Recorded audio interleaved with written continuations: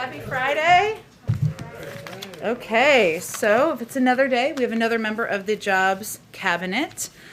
Joining us today is Secretary Buttigieg. He served, as you all know, 2 terms as mayor of South Bend, Indiana, where he worked across the aisle to transform the city's future and improve residents' everyday lives.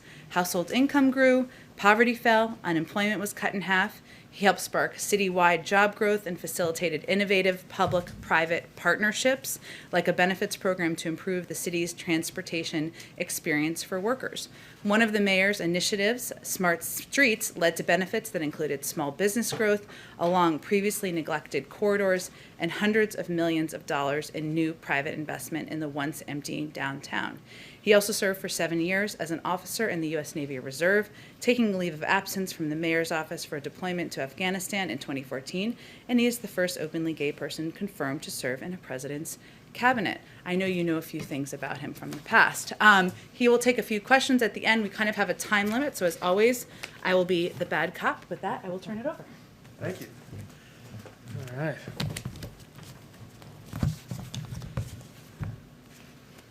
Thanks a lot, Jen, and thanks, everyone. It's a real honor to be here, especially at such an important and exciting moment for the country. I'm convinced that this is the best chance in our lifetimes to make a generational investment in infrastructure, and that's what the American Jobs Plan does. The need is clear. It's growing by the day. After decades of underinvestment, we have fallen to 13th place globally in infrastructure. Delays caused by traffic congestion alone cost over $160 billion per year, and motorists are forced to pay over $1,000 every year in wasted time and fuel. Americans are spending too much of their money on transportation in the wrong ways, or don't have access to it at all. And the American people are making clear to all of us, regardless of party, that they want us to get it done, and they are not asking us to tinker around the edges. We've risen to this challenge before as a country. In fact, building bold infrastructure has always been central to America's story. We built the Erie Canal, we connected east to west through the Transcontinental Railroad, and we developed the interstate highway system. And each of those projects was audacious, was transformative, and partly because it challenged the American people to expand our concept of infrastructure.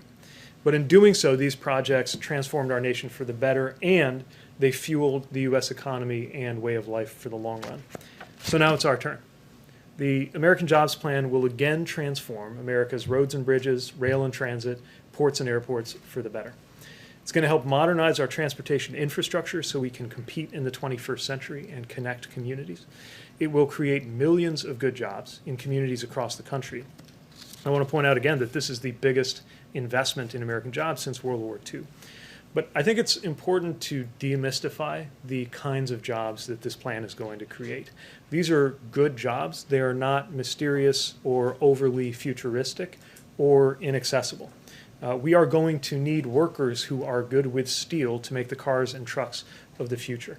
We're talking about building retrofits that are going to require union carpenters and insulators, painters and glaziers. We're going to need electrical workers more than ever. We're not going to be able to build the roads we need to build without construction workers, laborers, operating engineers. Plumbers and pipe fitters are going to be a huge part of the story of how we overhaul those lead service lines. So this is a jobs plan that is building America's economy from the middle class out, coming at just the right time. It's meeting the challenges that we face today, and it is fully paid for by making corporations pay their fair share. We think it's unacceptable that there are major profitable corporations in this country paying less in taxes than a teacher or a firefighter, not in terms of a percentage, but in terms of dollars, specifically in many cases paying zero. And there's been a lot of talk at this moment, as you know, about what infrastructure is and isn't. I would argue that infrastructure is the foundation that makes it possible for people to live and work well. And you can't live or work or thrive without things like roads, clean water, electricity, broadband. Yes, that's infrastructure. And investing in a full vision of infrastructure is how we build a safer and more prosperous America. And ultimately, I believe, critical to the American dream. So that's why I'm thrilled to be in this role, delighted by the American Jobs Plan announcement, and spending time every day speaking to stakeholders about how to make sure we get it through. Thank you. President Biden says he wants $80 billion for rail, and the other day he was talking about having trains that can go across the country as fast as a plane. I'm curious, as the transportation secretary, do you see a big demand for that, for a high-speed cross-country train? Well, there's definitely a lot of excitement around America about ensuring that the American people can enjoy a high standard of passenger rail service. Like the president, I don't think Americans should settle for less than citizens in other countries enjoy as a matter of course. Now, the truth is we have a backlog to deal with in addition to making sure that we can create new routes and new capacity. And what's great about the scale of the American Jobs Plan is it's going to support both of those things: maintenance that we've needed to do all along, and a chance to build new routes and expand what Americans can access. And about how long away are we from something like a high-speed cross-country train? Well, again, we need to add a lot, first of all, to what we've already got. But we can build new routes with the resources that are here. It's not the end of the story, but it's a fantastic beginning for a new chapter in American rail. Josh? Thanks for doing this. As you know, there's been some criticism about the corporate tax hike. Some people have said that user fees should fund infrastructure. And I was curious because user fees often cover the cost of maintenance and repairs. Does this administration have a plan to cover maintenance and repairs for all the infrastructure that's being built? So, as you know, the jobs plan envisions this being covered through corporate taxes, and the president believes very strongly that this is not something that should burden ordinary American families at a time when we've got so many corporations that have paid literally zero. And I also would argue that there's ample evidence that American corporations can be competitive at a tax rate like 28 for the simple reason that they were extremely competitive at a tax rate like 35. If they could handle 35, surely they can handle 28, which was lower, of course, is lower, would be lower than it's been for most of my lifetime. Now, we've heard a lot of different ideas on what the pay for should be. I think this is a good time to take those inputs on board, but for my dime, it's pretty hard to beat the vision that the president put forward. Does there need to be a dedicated revenue stream? Well, look, we'll keep talking with Congress about this, but as you know, for some time, we've seen general fund dollars going into supporting maintenance. So there are a lot of different ways to do this, but the best way I've seen, especially for these kind of capital improvements, is exactly what's in the president's plan. Mike? Hi, Mr. Secretary. Having covered state and local government for almost 20 years before coming here, I've seen the divisions that can erupt within a state, between regions of a state, as they fight over limited pots of money to build these kinds of infrastructure projects.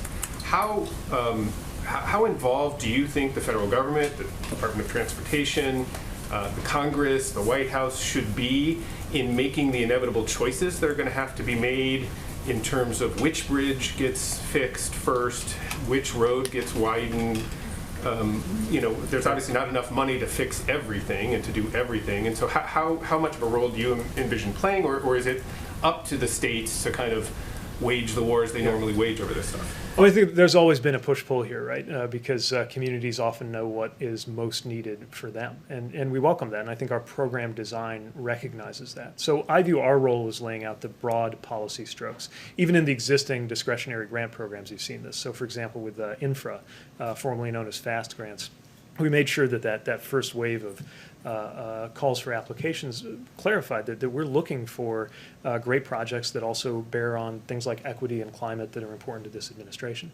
And you'll continue to see that in the program design. Of course, there's always going to be competition for limited funds, but the other thing I would say is that competition is most ferocious when the funds are most limited. And so part of what we're trying to do here is make sure there's an ample set of resources to go around so that some communities may be the most successful in rounds of competition, but that it doesn't feel like other communities are being left behind, because we've got to make sure there's enough to raise the bar in the country as a whole. And just one quick follow-up on that. To the extent that then a lot of that decision-making gets pushed to the local level, because that's where they know that how to allocate the needs, how does the federal government retain oversight over what is an enormous amount of money, both in terms of just sort of waste, fraud, and abuse, but also in terms of making sure that that it adheres to those kind of broader equity issues that you guys have talked so much about? Yeah, I mean, I think that's a big responsibility for a department like mine that'll be charged with carrying this out. And the president has already made clear his very high expectations for us in the rescue plan dollars, right? That's about $40 billion just out of the rescue plan that we got to manage well.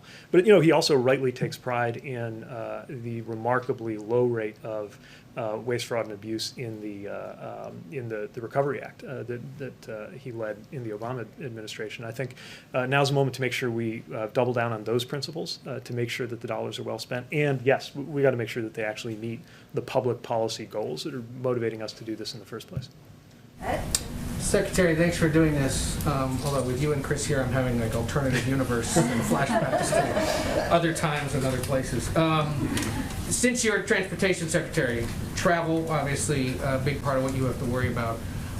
To Americans eager to get back overseas, whether it's by plane or by cruise ship, there have been questions about the cruise industry, especially this past week. CDC issued some guidance. There's concerns that it perhaps didn't have enough specifics, or specific benchmarks, I guess. Have you been in touch with the CDC about that industry's concerns? And to cruise industry leaders who say we should be treated more like the airlines, what would you say? Well, the bottom line is safety, right? And look, I'm the Secretary of Transportation. I can't wait for us all to be on the move as much as possible in a safe and responsible way.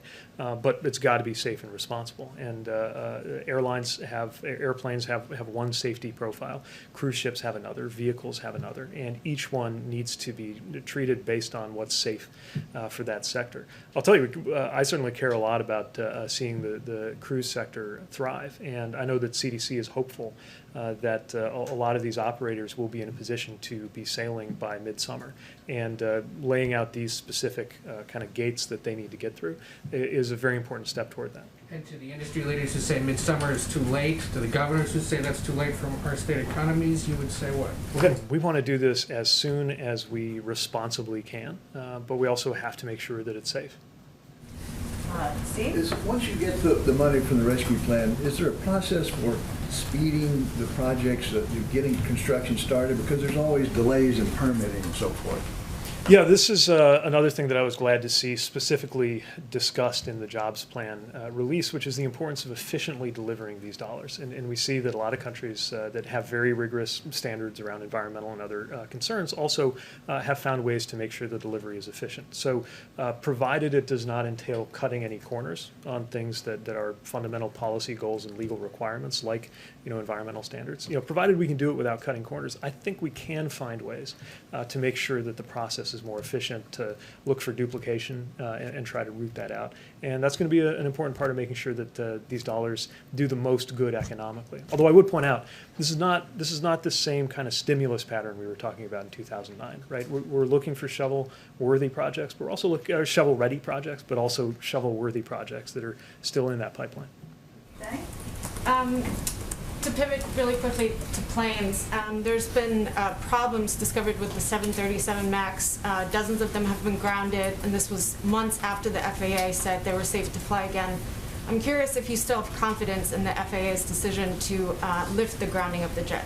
So my understanding, and we're just looking at this, but my understanding is that this is different from any of those other issues, and that obviously we need to make sure that there's full confidence before these specific aircraft return to the air, and that's what the FAA will be closely monitoring. Psaki? Thank you. Mr. Secretary, many administration officials, including Secretary Granholm yesterday, frame infrastructure in the context of competition with China. So my question is, why do that? Why design and frame a policy based or in the context of what an adversary is doing? I think because it's really important to understand that American competitiveness happens in a context. And when you see other countries, our allies, also our strategic competitors, doing more than we are, it challenges that fundamental idea that American life is what it is, partly because America is in first place in so many of these aspects of our national life. Only America's not in first place in infrastructure. Like I said, we're in 13th. So when you have a strategic competitor like China investing sometimes multiples of what we are in forms of transportation, we have to make a decision about whether we're content to be left behind or whether we actually want to remain number one. And for my dime, there's no good reason why we should settle for less, why we should be content. That it's nothing against Chinese citizens, but I'm not content that a Chinese citizen can count on a dramatically better standard of, let's say, train travel than a U.S. citizen. I think Americans should always have the best, and I think that's the tone that the president sets every day. To follow up on that, is it partly also a messaging strategy to get more Republican support? Well, I'll say that I've heard a lot of voices from across the aisle also expressing concern about whether America is falling behind in any number of strategic and economic dimensions. And again, a lot of that depends on what we're investing. And this is nothing new, right? I mean, part of what made the interstate highway system so important was an understanding that our national security in the Eisenhower era was well served by making sure that we had a more connected economy and country. That we're not in the Cold War, and this is not the Eisenhower era, but that principle that national security is at stake applies, especially when you consider that today, one of the biggest threats to our national security is the global security threat posed by climate change. Time for a few more. Go ahead. Have you personally spoken with Senator Manchin about this proposal? I'm looking forward to speaking with him soon. This next week, or? I don't remember the date, but I think we got a conversation in the works. And he, of course, has an issue with the corporate tax rate going to 28%. Is, in his proposal, his counter-proposal has been 25%. Can this plan be successful with a 25% corporate tax rate? Well, as you know, maybe the flagship piece that people are talking about most is the rate, but there's a lot of other things alongside that, right, in terms of what's going on with loopholes, the offshoring incentives, and other things. And I haven't had a chance to get a sense of how he views those things adding up, whether he envisions another element that makes up for the gap between 25 and 28. Those are the kinds of things I want to take up with him and have a good conversation on. Because I think, for anyone who is on board, and by the way, I have yet to talk to anybody who, including in conversations with Republicans, who is against the idea of a big investment in infrastructure, right? So most of the dialogue we're having is around how we're going to pay for it. And we're really eager to hear the alternative suggestions for how to pay for it. And have Republicans given you, so far, alternative suggestions for how to pay for it that you believe are viable? Not in any detail, no. Just to follow up on what Caleb said, because you actually asked my question. Coordination. Not coordination, but you would be willing to lower the corporate tax rate in exchange for maybe closing additional loopholes, or like the 28% is not a fixed rate that you are dead set on keeping? Well, we've heard the president say that this is going to be a process of negotiation, that we're going to take ideas on board, that there's going to be refinement as we go. I haven't heard a proposal that I consider to be better than the one the president put forward, but it's early in that legislative process. Rob, make it a good one. Well, I've got a couple from people who can't be here today because of COVID-19 restrictions, as they're reported. So first of all, from Chris McGeeran of the LA Times, to follow up on the high-speed train question. How about California high-speed rail? Is that a project that could be funded through the infrastructure bill? Potentially. I mean, I think it's important to recognize that communities of different types and in each part of the country can benefit from high-speed rail, or even from raising the standards of what most other countries would consider regular speed rail and their availability here in the U.S. But this is not crafted in a way that's targeting any one area. This is about lifting our game as a country. And if I may, from Ben Gittleson of WABC in New York, does the administration support congestion charging in New York City, and will the administration do anything for drivers who will ultimately pay that premium? So this is a decision for the different parties that are all involved in that. Our responsibility mostly has to do with the environmental assessment process that goes on. We're certainly very interested to see that process unfold. And, we think different solutions work differently for different parts of the country. It's not an example of something that's best designed here in Washington and then imposed on local communities. But obviously there's a real challenge with congestion there and real revenue opportunity as well. Okay. Thank you, Mr. Secretary. All right. Thanks very much. Appreciate Real you honored to be coming. here. We'll have him invite him back. Sounds good. Thank you. Thank you. And thank you for Chris, too, while you're here. You're welcome. I was a little concerned when I saw him deputized to be backup Easter Bunny, but I'm counting on you all to treat him Right. well. The indoctrination we agreed upon. Okay. Thank you so much. Thank you for joining us. Okay. All right. Chris will always be the bunny in our eyes. A couple of items for you while we are wrapping up the week. As you know, the administration submitted to Congress President Biden's discretionary funding request for fiscal year 2022. I know we did a call this morning, but just to give you all a little bit more from here. As Congress prepares to begin the annual appropriations process, the request lays out the President's discretionary funding recommendations across a wide range of policy areas and outlines a strategy for reinvesting in the foundations of our country's resilience and strength.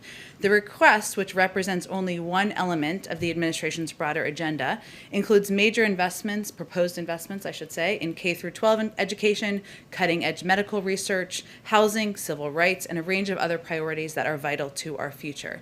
Later this spring, we will release the President's full budget, which will present a unified, comprehensive plan to address the overlapping crises we face in a fiscally and economically responsible way, and that will also include a number of the proposals you've seen him introduce over the last, the big proposal he just introduced and other proposals that he will introduce between now and then. Our country is confronting historic crises, a pandemic, an economic downturn, climate change, and a reckoning on racial injustice. At the same time, we're also inheriting a legacy of chronic underinvestment, in our view, in priorities that are vital to our long-term success and our ability to confront the challenges before us. So the President is focused on reversing this trend and reinvesting in the foundations of our strength, and this process provides another opportunity to do that. And so the funding proposal is an indication of our priorities. You may have also noticed another flag flying above the White House today, in keeping with the President and the First Lady's commitment to honor the sacrifices of all those who serve, including veterans, their families, caregivers, and survivors. The President and First Lady have restored the POW MIA flag to its original location on top of the White House residence. In a true display of bipartisanship, Senators Hassan, Warren, and Cotton wrote to the President at the beginning of the administration, requesting the POW MIA flag fly high above the residence. This follows passage of a bipartisan legislation in 2019, led by those same senators, which requires the flag to be displayed whenever the American flag flies on federal buildings. Today also happens to be National Former Prisoner of War Recognition Day, a day when we remember and honor those who were in captivity in service to our nation and recognize those who awaited their return. I have two more items. One of them's a week ahead. The Semiconductor Summit, of great interest to many of you, I know. On Monday afternoon, following President Biden's release of his on Monday afternoon, National Security Advisor Jake Sullivan and NAC Director Brian Deese will host a virtual CEO summit on semiconductor and supply chain resilience to discuss both the American Jobs Plan as well as steps to strengthen the resilience of American supply chains for semiconductors and other key areas, something we discuss in here quite frequently. They will also be joined by Secretary of Commerce Gina Raimondo, who has been one of the leading voices in the administration. We provided a list to the pool of the attendees or the companies that will be represented at that, which you should all have, and if not, let us know and we will give it to you directly after the briefing. Finally, for the week ahead, the President will, of course, continue making the case in public and in meetings with members of Congress for the critical need to pass the American Jobs Plan, make historic investments in infrastructure. On Monday, he will meet with Democratic and Republican members of both the House and Senate to discuss the American Jobs Plan and the need for a bold, once-in-a-generation investment in America to put millions of people to work. I expect we will provide that list on Monday. Once attendees are confirmed, it will be bipartisan and bicameral, that meeting. As Speaker Pelosi's office announced earlier today, on Tuesday, the President will pay his respects in a congressional tribute for U.S. Capitol Police Officer William Evans as he lies in honor in the Capitol Rotunda. Later that day, he will meet with members of the Congressional Black Caucus at the White House. On Thursday, the President will meet with members of the Congressional Asian Pacific American Caucus. And on Friday, the President will welcome the Prime Minister of Japan. As you all already know, this will be the President's first in-person visit with a foreign leader, reflecting the importance of our bilateral relationship, and I expect they will take some questions after that meeting. With that, Josh. Thanks, Jen. Three things real quick.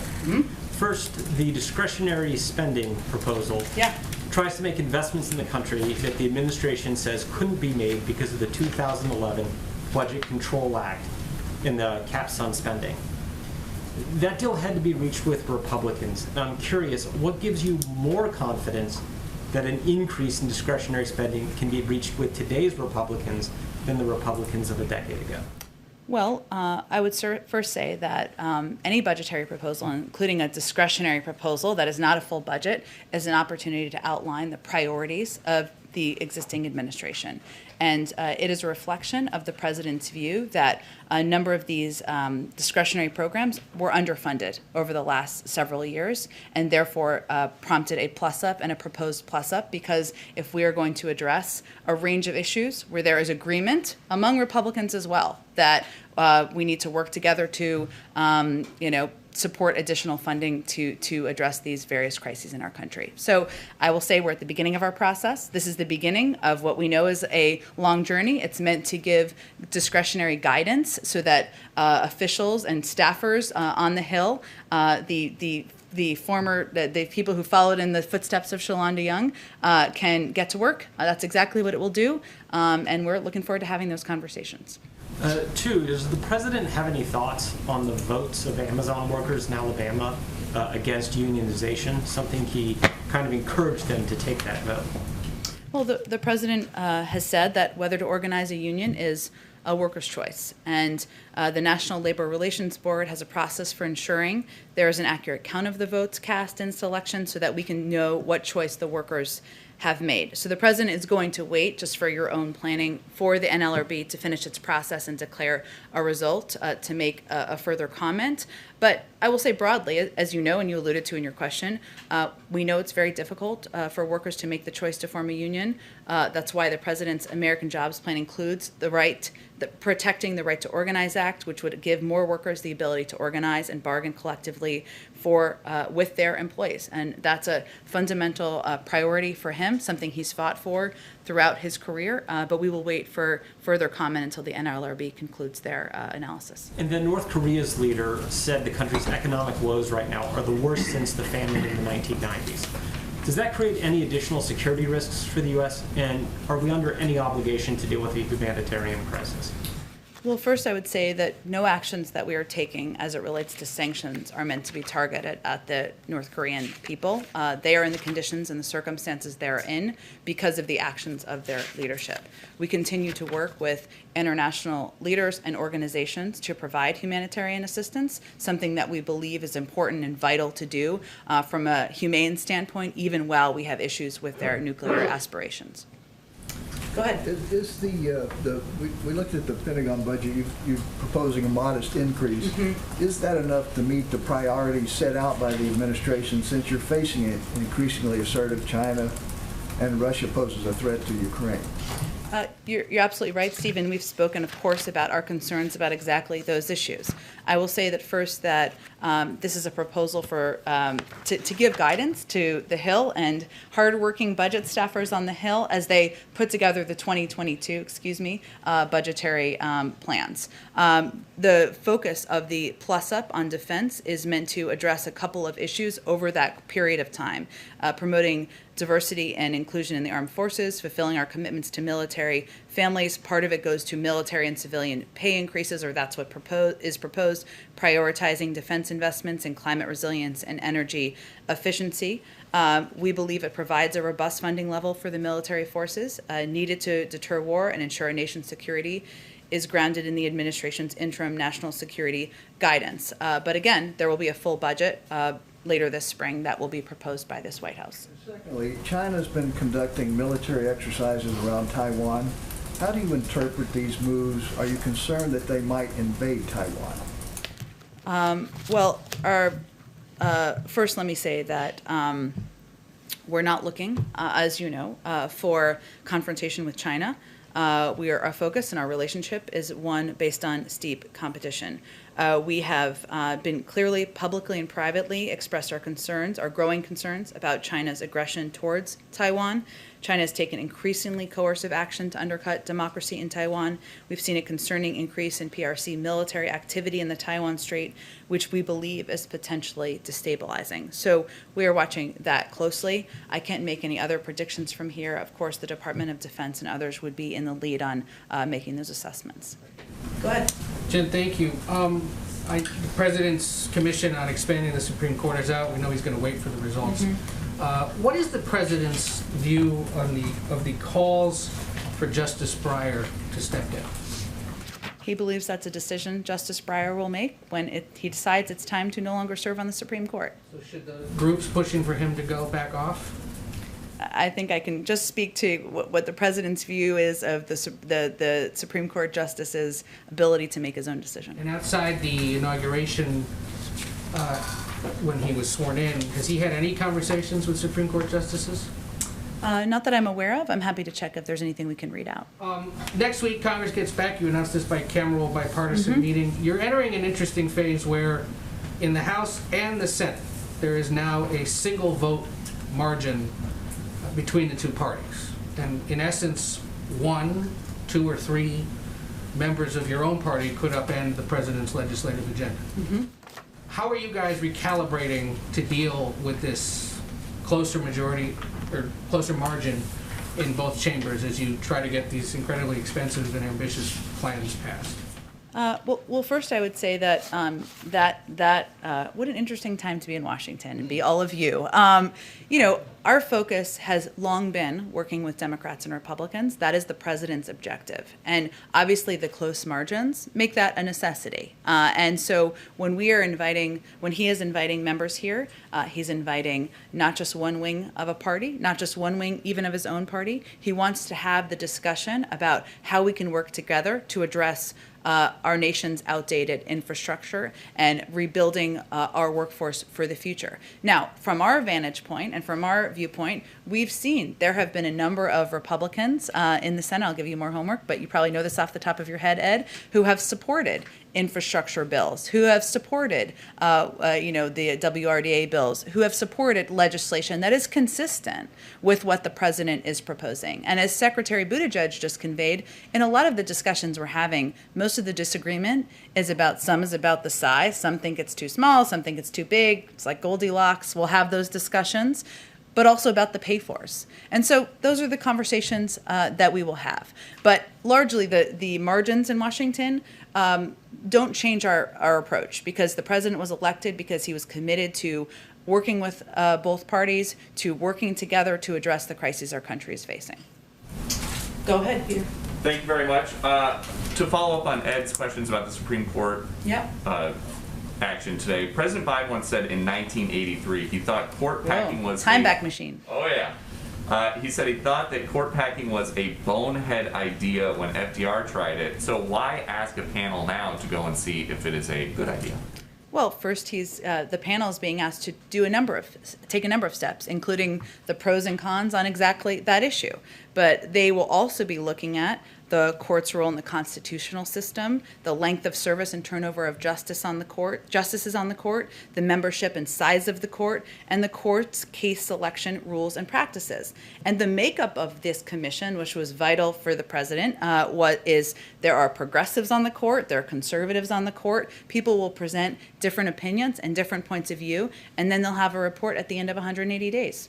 Okay, and then about immigration, the U.S. government is now reportedly spending $60 million a week to shelter migrant children. That adds up to $3.1 billion in a year. Where is that money coming from? Well, first I would say that, as you may recall, the prior administration requested and received nearly $3 billion in supplemental funding from Congress for the UC program back in 2019. That came after the previous administration had already made multiple transfers of hundreds of millions of dollars. And our commitment is to ensuring HHS has the funds it needs now to safely and humanely care for children, which of course is resource intensive. We know that. There are 200 permanent shelters around the country, and there are needs related to the pandemic, social distancing, enhanced ventilation and testing that are additional needs given the time that we're living in. And because of the time that we're living in, is there concern if this is HHS money that it is, that these shelters, the Washington Post says the costs are going to rise significantly, that the shelters might be draining pandemic response elsewhere? No, that is not what our concern is. At all. We have funding for the pandemic response. I'm just conveying to you what we feel this cost is and why it is at the rate it is at this point in time. And then just one more. Texas Governor Greg Abbott says that he asked the Biden administration to shut down the temporary shelter for migrant kids at the Freeman Coliseum in San Antonio because he says he has gotten information that children there are being sexually assaulted. Is that facility going to be shut down? Well, first, we take safety and the well-being of children in our care very seriously, hence our earlier conversation about the funding spent to keep them safe during the pandemic. His claims will be looked into and investigated by the Department of Health and Human Services. Currently, we have no basis for his call to shut down the San Antonio Freeman Coliseum as an intake site, but we will, of course, we take these allegations seriously, and they will be investigated. The last one would just be, you said this week that you guys are trying to make the processing more efficient and effective, and that you're addressing this in a humane way that keeps these kids as safe as we possibly can. If these allegations are true, how is that consistent with what you guys are? Well, again, we are looking into these allegations. We take them seriously, and our focus remains on the safety and well-being of children. Hence, we're looking into them and taking it very seriously. Go ahead, Caitlin. Thank you. On the Commission for the Supreme Court, when President Biden first disclosed this idea, I believe he was still a candidate when he said this, he said he wanted recommendations as to how to reform the court system because, quote, it's getting out of whack. Yet this commission is not going to actually make recommendations. They will be. They'll be doing a report 180 days. That will be released to the public. But it's a report, but it's not them actually making recommendations to the president. Well, I'm sure he'll take a look at that report that this diverse group of members are putting together, thinking through over the next 180 days, and it will impact his thinking moving forward. So, but it won't explicitly say, here's a recommendation from what we've studied to do X, Y, Z. It's meant to be a report and a summary of their discussions and their findings. I don't know what it will look like, and I'm not going to get ahead of what their process will be. Okay, and then on the lawmakers who are being invited on Monday, who picked the group of lawmakers that are being invited? Was it the president? The White House? These decisions are made in coordination between the legislative affairs team and, of course, with the approval of the president and who will be invited. And I will just say that whenever we have the final list, this will be the first of what we envision, as you can see by his schedule next week, to be many meetings and many of them bipartisan as well. And is it important for him to have Senator Manchin there on Monday? I'm not sure if he will be a part of it or not. He's somebody that we're, of course, in close touch with, and we look forward to working with as we move the American Jobs Plan forward. Okay, and my last question on Johnson & Johnson, given just how much money the federal government has given them and the president has ordered an additional 100 million doses from them, has he actually spoken with any of the executives at Johnson & Johnson given these uneven numbers of doses that we're seeing coming in and how slow they've been to get an even, steady supply of production? Well, I would say that our COVID coordinator, Jeff Science, and other members of our COVID team are typically the appropriate points of contact with leaders from any of these companies. We always expected there to be up and down their production. We, of course, as you all know, because we've been talking about it, they have taken steps and they've worked closely with HHS to work toward FDA approval. That's obviously up to the FDA for the emergent facility, which will certainly enhance their production capacity. But we see this as, our role here is to take steps we can from the federal government along the way to help ensure that we are getting as much J&J supply and doses out to states, out to the American people, so that it can contribute to our recovery from the pandemic. But we always knew, we've known for some time that there would be ups and downs on the road. But I think also we thought that they would have a lot more ready by now than what they have produced. I mean, according to the initial federal contract even, it's far different than what that was supposed to be. Understandably, there are issues, but does the president feel that this rises to the level that he should make a phone call to someone at Johnson & Johnson to discuss what's been going on. He's confident in the role that the COVID team plays, and we've also been assured by Johnson & Johnson that they remain committed to meeting their contract of delivering 100 million doses by the end of May. Go ahead, Mike. Two things. First, to follow up on Caitlin's question about the commission, it is my understanding that the commission has actively decided not to make any specific recommendations for or against the issues that they're examining, whether that be term limits on justices or expanding the size of the court. That does differ from what the president seemed to say as a candidate. Are you suggesting that he wants the commission to change that direction and actually come to him with specific recommendations? No, I'm only suggesting that he asked his team to put together this commission to reflect a diversity of viewpoints, which it certainly will. And I'm certain that when that report is released in 180 days, their work has not even begun yet. He's going to sign, once he signs the executive order, it can officially begin. That will of course impact his thinking moving forward. But he wants smart legal experts, people who have been thinking about these issues for decades, to have a discussion and a debate about it and deliver him a report that we will again be delivering to the public, and you all can read once it is completed. And then on Afghanistan, there are reports out about growing frustration among the commanders and the military and the president's generals about the president's indecision on the question of what to do by May 1st. What do you say? What does the president say to his generals and the people that are dealing with the situation in Afghanistan as to why we're now just weeks from this deadline and we still don't have an answer as to which way it's going to go, whether the troops are leaving or not? Well, I know there was a report with unnamed sources, so we don't know who those sources are, of course, which I know is typically frustrating to all of you. But the president's commitment is to bringing a responsible end to the conflict, removing our troops from harm's way and ensuring that Afghanistan can never again become a haven for terrorists, and that would threaten the United States or any of our allies.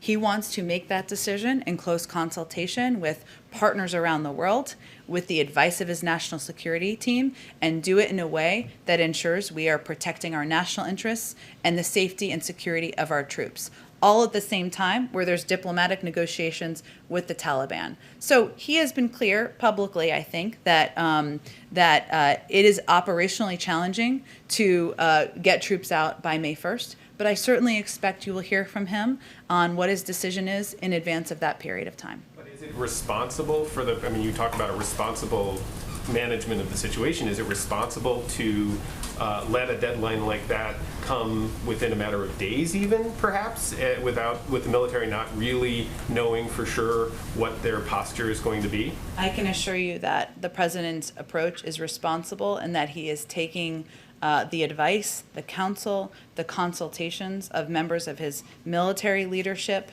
members of his diplomatic leadership, and also our partners and friends around the world into consideration as he's making his decision. And his view is that's the responsible approach. And one last thing that occurred to me, I wouldn't want Friday to go by without asking. It's about the dog? No. Let somebody else do the dog. It had a dog feeling in the air today. The speech to Congress. Sure. You did a week ahead.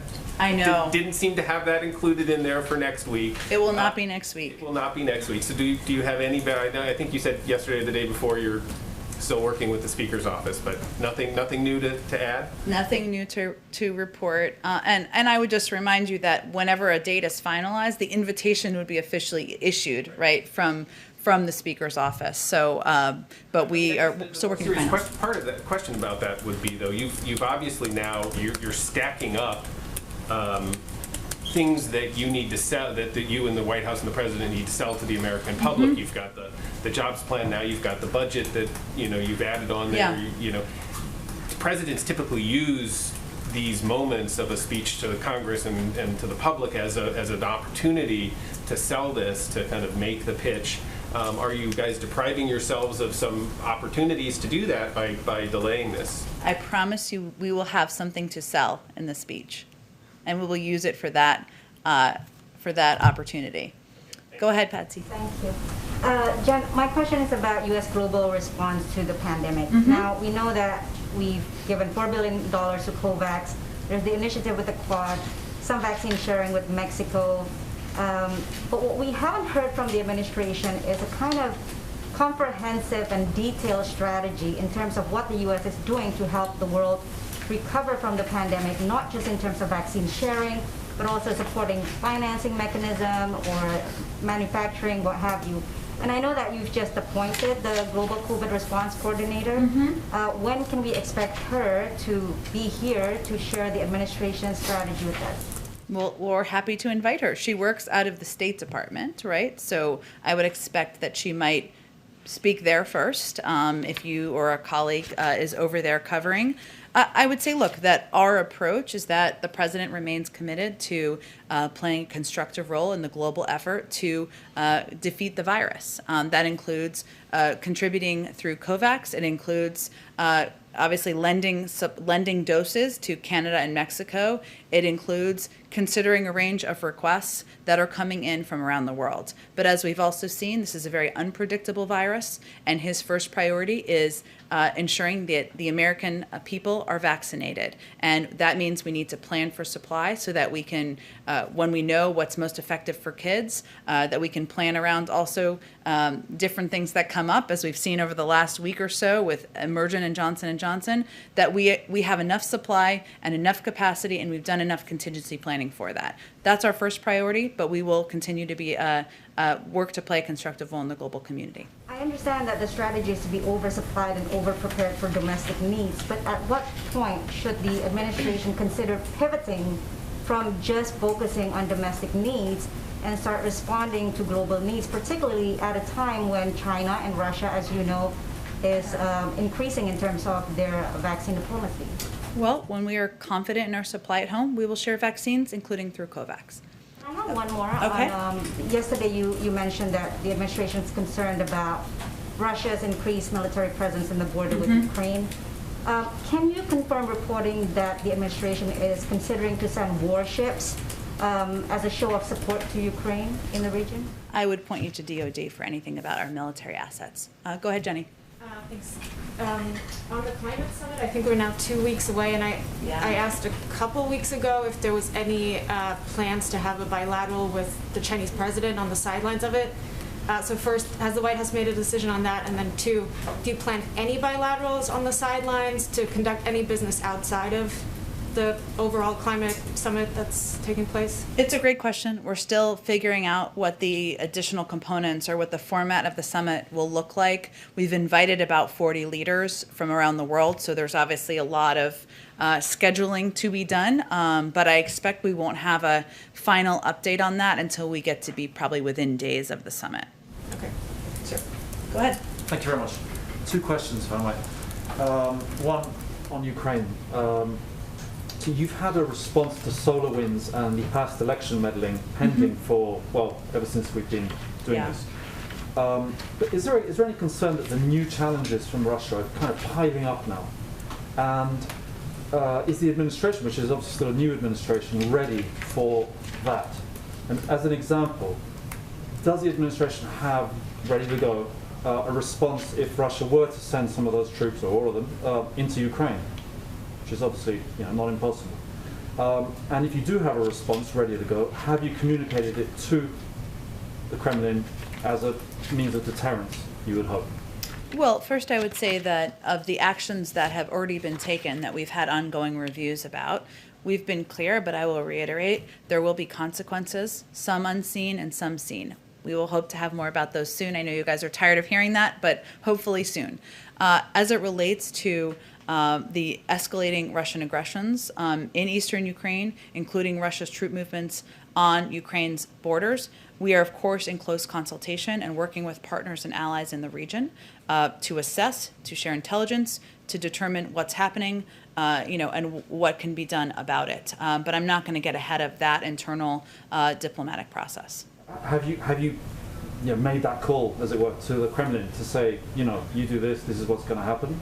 Try and put them up or not? I wouldn't say that's exactly how it goes down, but we of course, communicate closely. I will say we communicate at many levels, as you know. There was a call that was done at the defense secretary level just last week with the Russians. There was also a call done by our Secretary of State. We, of course, communicate at many levels that are even far below that. And, of course, the President spoke with the President of Ukraine just last Friday. So I can assure you there is ongoing diplomatic engagement between us and a number of countries in the region, including Russia, including Ukraine, including our European partners and allies who share a number of our concerns about the aggression of Russian movements on the border. Thank you. And the other question, domestic, on the infrastructure, where on a scale of 1 to 10, if you could do that? Probably not, but try me. I always love yes and no questions. Well, this is a 1 to 10, so okay. I've got 10 to it. Go ahead. Does the president, who is an avowed bipartisan guy, put getting one or more Republicans to support this?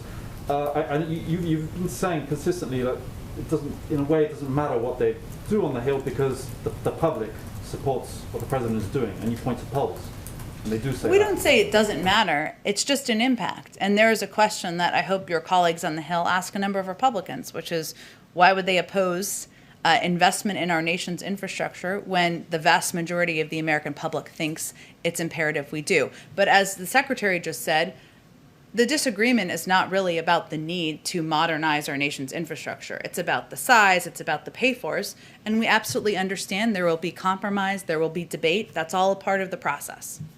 Is it a little dangerous to be always citing the polls, though, as your basically your credibility? Do you not think the American people's view is important as it relates to what elected officials do on the Hill? Sure, but don't polls change a lot, whereas the elected officials are elected officials? There's been pretty consistent support for infrastructure, and I think it's an important point. We feel like it's an important point because when we talk about bipartisanship, we're talking about how we meet the needs of the American people. Republicans, independents, Democrats. Rebuilding bridges is not a Democratic idea.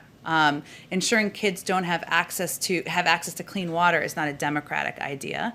Broadband access probably actually impacts more rural areas that might be leaning more Republican than Democratic if you look at it, the maps across the country. So our point is this is addressing not a political issue. This is addressing a vital need in the country that's not that impacts all of the American people. I think that's A 7.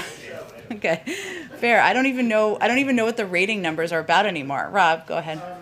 We saw the statement earlier, but has the president been in touch with Buckingham Palace, number 10, about the death of Prince Philip, and does he have any plans to attend the funeral?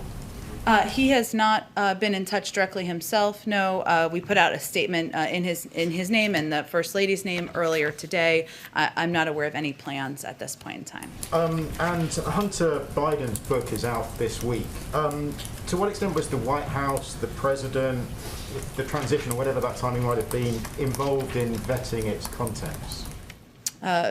We were not. It was a book he wrote himself. The President and First Lady put out a statement making clear, in February, I should say, when the book was announced, that they're deeply supportive of their son, sharing his account about his painful experiences with addiction, which is exactly what the book does, and that they're hopeful that it can help millions of people who have struggled with the same challenges. And if I may, one for a reporter who can't be here because of the COVID-19 restrictions, Alison Harris of News Nation. A Police Star Families report shows that almost half of active duty troops won't get vaccinated against COVID-19. Members of Congress have sent a letter... Because of their hesitation? Yes. Okay. I believe so. Members of Congress have written to the President urging him to issue a waiver of informed consent so that troops would be mandatorily vaccinated. Is that something the President would consider? I certainly think he would refer to the advice and view of the Secretary of Defense, so I'd point you to them for any point of view on that letter. I think, okay, thank you. Okay, go ahead on. Thank you. CBP data said this week that the number of unoccupied migrant children crossing the border, unaccompanied migrant children, sorry, had increased 100% from February to March. If these numbers continue to rise, is there a point that the administration would consider reversing or modifying the policy of accepting all unaccompanied migrants under using Title 42 authorities?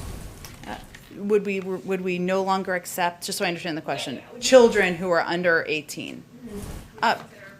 Modifying. I would say, one, the reason for accepting these children is that we feel it is not the humane step to send these kids back on their treacherous journey.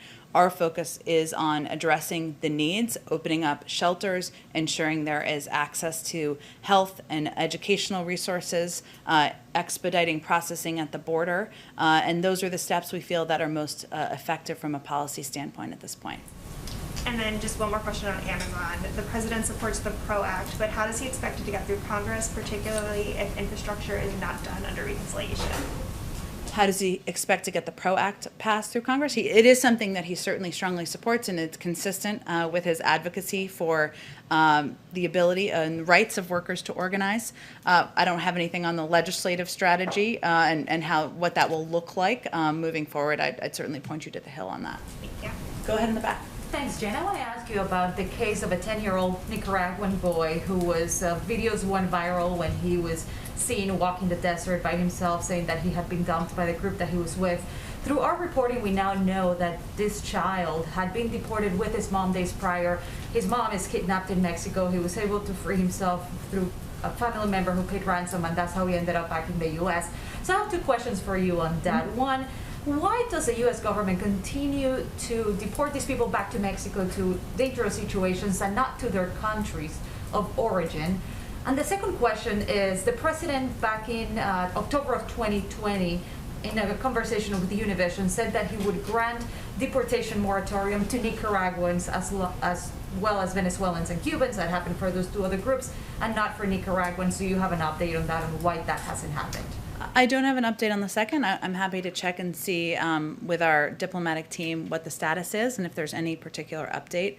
I would say in terms of deportation, it's handled, as you know, in a case-by-case basis. I would have to look into the specific details of this case. Department of Homeland Security might have more specifics if they can share them on why they were sent back directly to Mexico. But it's not just this family. All the families are being sent right back to Mexico and not to their home countries. Do you know why? I don't have any more information, and they're all handled on case by case. We don't typically speak about each case given privacy concerns, but I can see if there's more we can share on this particular case. And let me ask you what happened earlier in the week when the president of El Salvador did not welcome and did not want to meet with Mr. Zúñiga. What do you make of that, and how can you work with that government if those relationships seem fractured in a way?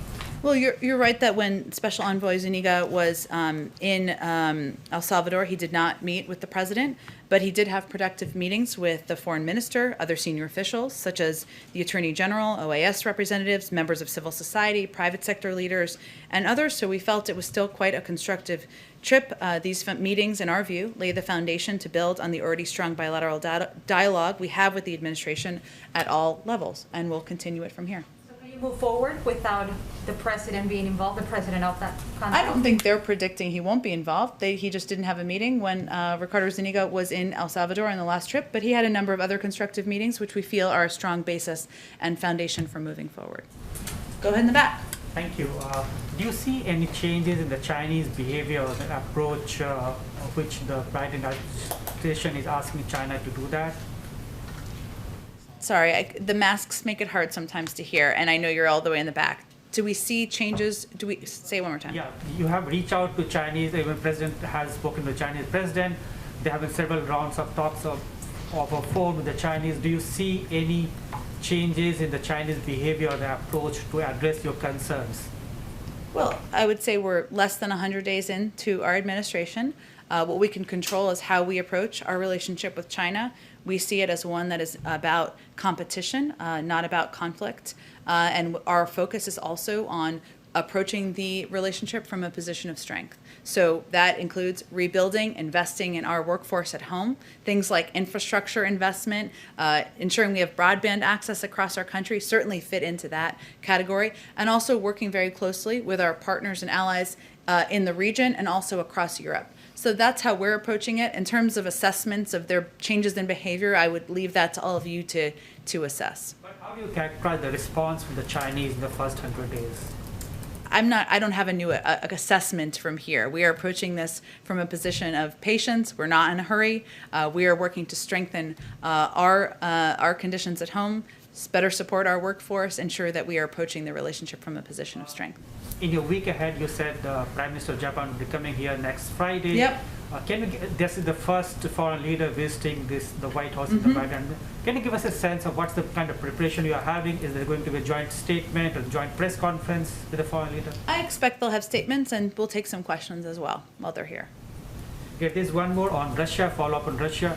The Bloomberg has said that the review is over and the administration is discussing potential retaliatory measures at this stage.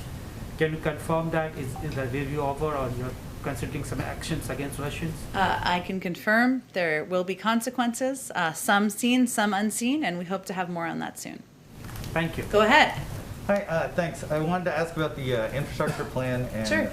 Climate, specifically clean energy tax credits. Treasury released a summary recently with a few more details on this, but I'm just wondering if you guys have, the White House has kind of a top line number for all those credits, how it affects the overall climate impact of the plan, and what role those might play in selling the plan to some Democrats on the left who have suggested they think the plan doesn't go far enough on climate. Sure. Well, I will say that the plan, we feel, reflects on the president's view that there is a profound urgency and existential threat that we are facing from our climate crisis. That the climate crisis is presenting an existential threat, I guess, is the more grammatically correct way to say it.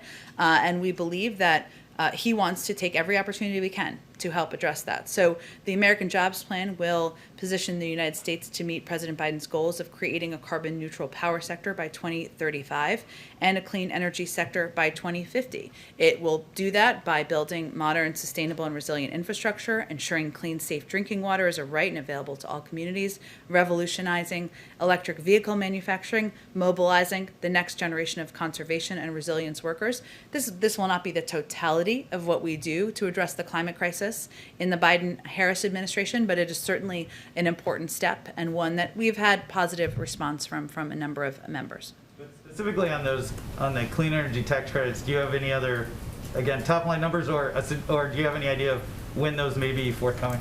And just so I understand the top line numbers in terms of the impact of the tax credits? Some of the credits you guys want to extend, et cetera, but does the White House have actual dollar figures for how many billions of dollars that represents, et cetera? We did put out a 25-page fact sheet. If it's not in there, we will certainly get you more specifics, and we hope to have state-by-state details early next week. Thanks, Jim. Oh! What? Oh, he's a new member of our, I'm just kidding. What we're going to start doing is we are going to start taking a question from a regional reporter who does not live in Washington, can't be here. Many of you started your careers that way, so thank you for reminding me because I was going to walk off. Hello, it's very nice to meet you. Thanks for, and you're from Anchorage, Alaska. Come to us from Anchorage. Yes, I'm here at the state capitol in Juneau today, though. Great. Thanks for joining us. So this is the White House press corps. They won't ask you questions, but how can we help you? What questions do you have for us today? Well, thanks for the opportunity. The Secretary discussed the CDC limits on cruise ships, but here in Alaska, there's a second block that applies because ships must stop in Canada on the way to Alaska, and Canada isn't allowing cruise ships right now. Here in the state, Republicans and Democrats have requested a temporary waiver of the law that requires. Alaska's a long way. Oh no. Did you hit your mute button? You didn't hit your mute button, did you? That may be on our end. Can you hear me now? Yes, apologize for that. We heard the first part of your question, but you may have to repeat it so we can hear it. Okay. So Republicans and Democrats here have requested a temporary waiver of the rule that blocks cruise ships from coming to Alaska without that Canadian stop.